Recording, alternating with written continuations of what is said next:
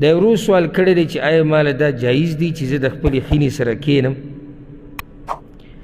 او که چېرته زه د هغې سره لاس میلاو کړم نو زما اودس چاردام به دې سره ماتیږي او که نه؟ الجواب، خینه په هغه زنانو کې دی چې هغه پردی زنانو کې راځي، په هغه زنانو کې نه راځي چې هغه په تا باندې حرامي دي او ته د هغوی دپاره په محارمو کښېنه.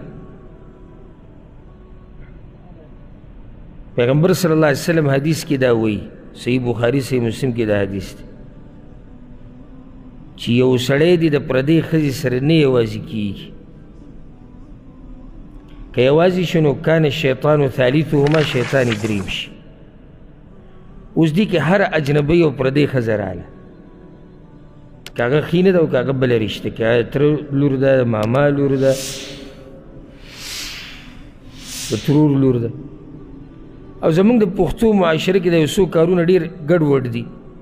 یو پکې دا ډېر ګډوډ کار دی، د خینې نه پته یې کومه رشته جوړه کړې ده او دا په ټلیفون باندې اوږدې اوږدې خبرې او دا یو ته څنګه وه. بس صحیح ده، خینه راله کور ته، سلام دوا د لرې نه وشو، د لرې نه سلام دوا وشو، زیات تپوس کوې څنګه یې ښې، هغې تپوس وکړو څنګه یې، بس خبره ختمه شوه. نه کېناسته او هغه به یې د خپلې خور سره ناستې او دی ورسره ناستې او دا ګپ شپ او قهقهې او ټوغې ټقالې پالتو خبرې. او ځکه زمونږ د پښتنو په دې معاشره کې څومره داسې کیسونه راغلي چې یو سړی په خپله خینه باندې میني، بلکې داسې پکې ما یو کیس لیدلی چې د خپله ښځه یې وجلې ده دې دپاره چې د خور سره نکاح وکړي. هر کله چې د شریعت پرېښو او دینداري دې پرېښلو تا ته به مسله جوړېږي، هر کله. او چې څومره دې په شریعت باندې عمل کوو دومره به ته د جاقونه پاره وي. اوس زما د خینې سره څه کار دی؟ مثال کې خینې سره کښېنم او ګپ شو، اوس هغې سره زما سویمه ده. که زما دا ښځه مړه شي دې سره زما نکاح کېږي، زه دې په محارمو کې خو هم نه یم. یا زه د خپله ښځه طلاقه کړمه، عدت د هغې تېر شو، بیا زما دې سره نکاح کېږي. دا که دا په ما حرام هم ده نو وقتي طور حرامه ده. د څه د لاسه حرامه ده؟ چې دا خورې په نکاح کې ده، نو د دې سره ګپ شپ لګول او پالتو خبرې او بیا په ټلیفون باندې اوږده اوږده ګپونه، نو دا جاښۍ جوړوي. او داسې بیا ډېرې رشتې دي چې موږ پکې تساهل کړو. دا چې د تره ښځه ده او دا چې د ماما ښځه ده، صحیح ده، د تره ښځه د ماما ښځه ده، د دې رشتې قدر پکار دی. دوا سلام، څنګه یې ښې، هغوی سره مرسته کول، د دې ټول ګنجایش دي په شریعت کې. خو د هغې نه اخوا د حدودو نه اخوا تله هغې کې نقصان دی د ټولو. او الله کیدی نه شي چې الله ما او تا د داسې کار نه منع کړي چې هغې کې زما او ستا د دنیا او د آخرت فایده وي. چې کله م الله موږ د یو کار نه منع کړو نو پوه شي چې یا پکې زموږ د آخرت نقصان دی او یا د دنیا نقصان دی.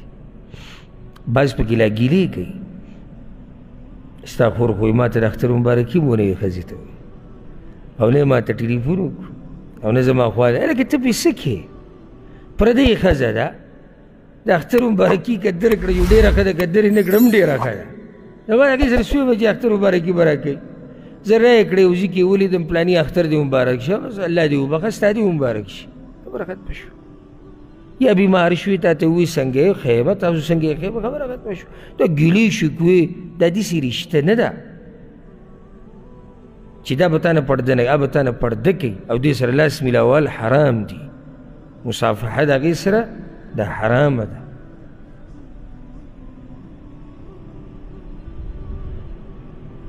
دغه شان د تره لور،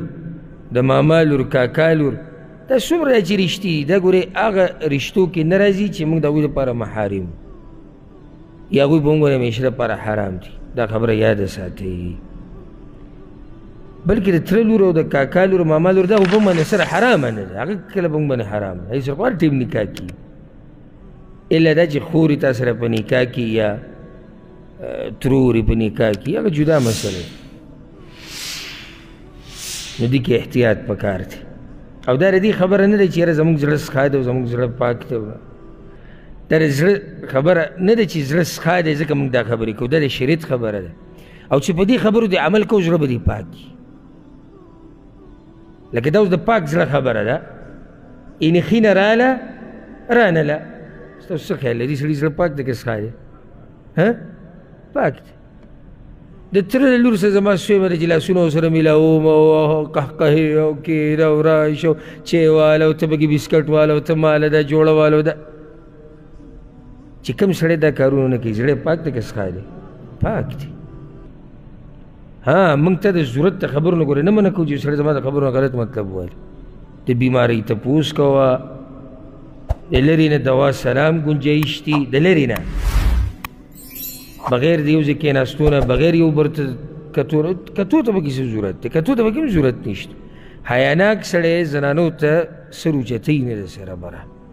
دا د حیاناک سړي نښه ده نو الله دې موږ له په دې باندې عمل کولو توفیق راکړي بیا دا ورور وایي که ما ورسره لاس میلاو کړی زما اودس ماتېږي دې سره وکړه دې کې د علماو اختلاف دی چې زنانه سره بدن ولګي یا لاس ولګي دې سره اودس ماتېږي که نه راجح قول دا دی او دا قول د امام ابو حنیفه رحمه الله دی